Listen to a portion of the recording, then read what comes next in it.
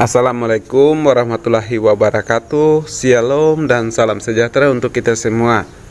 Semoga kita semua masih dalam keadaan sukacita dan sehat selalu. Kali ini kita akan membahas tentang sejarah Kerajaan Batu Lolong di Kabupaten Alor, NTT. Untuk itu, apabila dalam penyampaian ini ada yang kurang maupun lebih, maka mohon dikoreksi.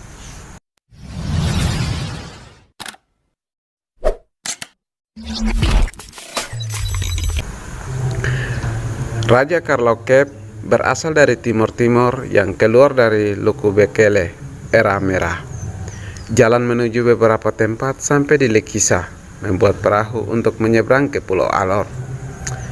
Setelah Raja Karlokep bersama pengikutnya selesai membuat perahu, datanglah Tangkerik atau Tanglapui memohon kepada Karlokep agar bersama menyeberang ke Pulau Alor.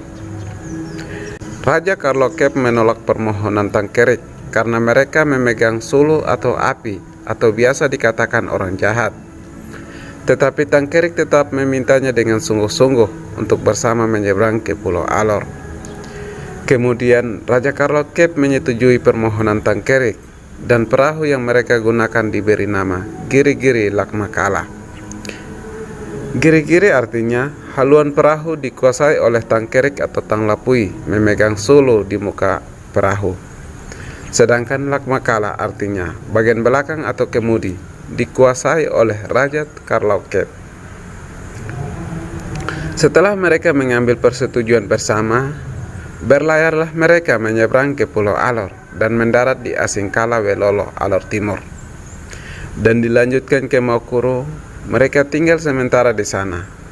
Kemudian berangkat lagi lewat beberapa tempat sampai di Lantoka. Dan kedua suku ini yaitu suku Raja Karlokep dan Tangkerik atau suku Tanglapui berpisah. Dalam perpisahan, kedua suku ini dengan satu perjanjian bahwa meskipun harus berpisah, namun sampai dimanapun kita tetap bersaudara. Setelah berpisah, Raja Karlokep bersama rombongannya berangkat lewat beberapa tempat persinggahan dan berpindah-pindah sampai bertemu keluarga di Siboboi.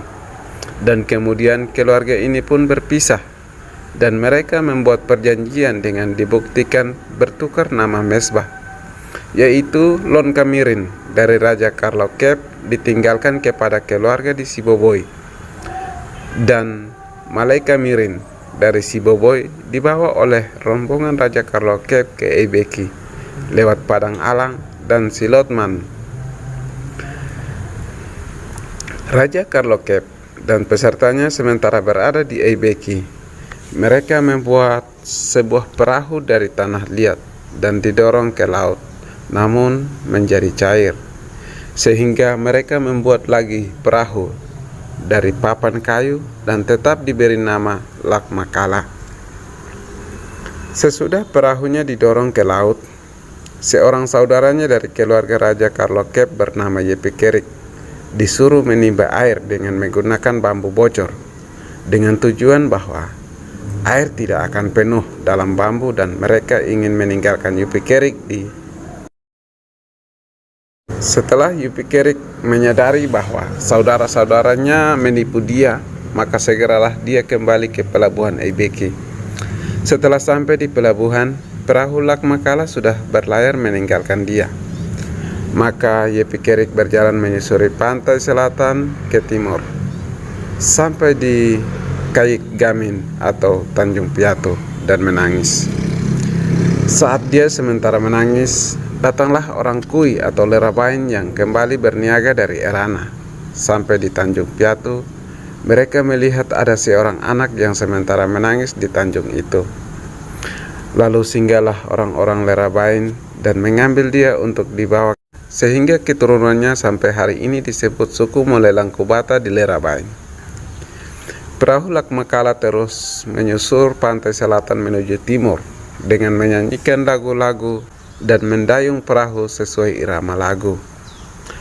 Setelah sampai di Keraman, dipanggillah mereka oleh dua orang bersaudara yang menjadi tuan tanah di Keraman, yang mempunyai 8 nama, yakni Urmusu, Bermusu, Liakamena, Malay Kamena, Sialulu, Malalok, Awan Tuku, dan Awan Pasai.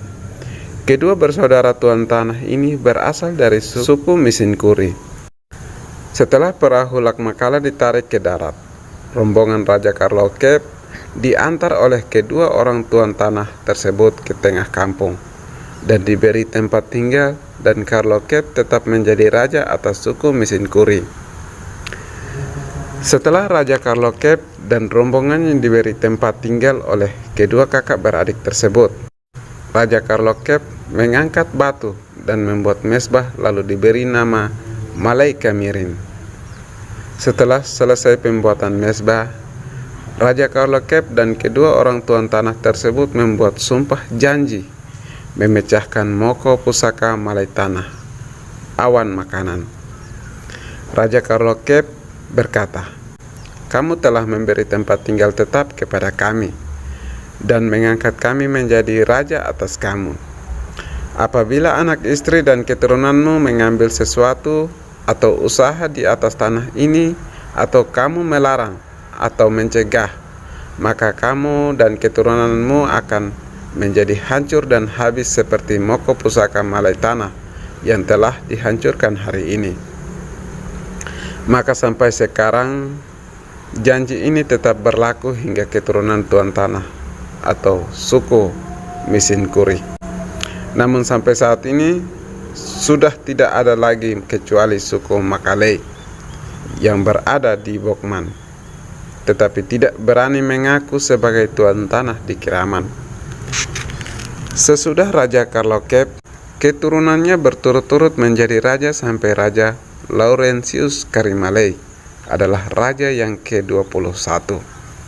Demikian pembahasan kita kali ini, semoga bermanfaat dan Tuhan memberkati kita semua.